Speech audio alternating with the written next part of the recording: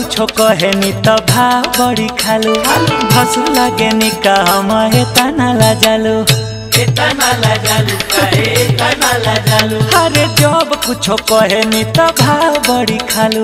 भसु लागे नी का हमसे तना ला जालू कहे कर व्यवहार पटीदार जैसा कही देखो ना हम तैयार रोज मांगेला चुम्मा भतार जैसा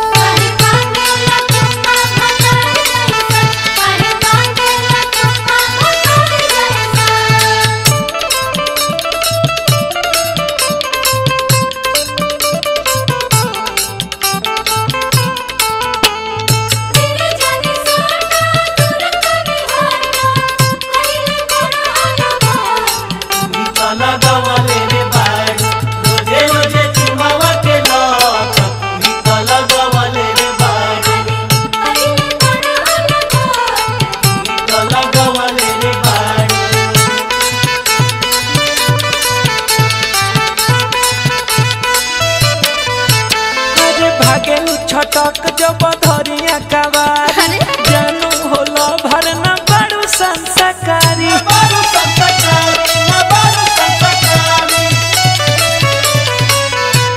एक नंबर के तू बारो बवाली चढ़ला खाली तू चाहे के छाली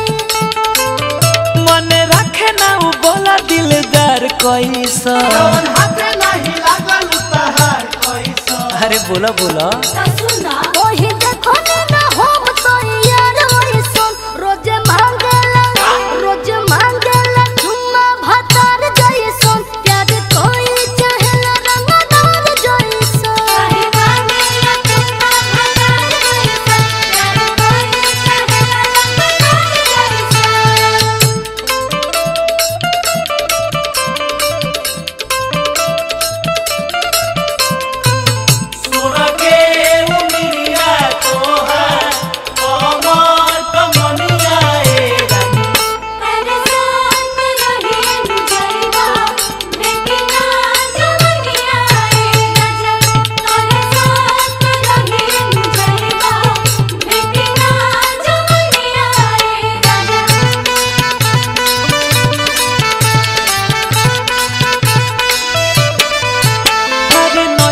भरोसा तो कली हसादी कहो तो दिलवा के चीर के देखा दी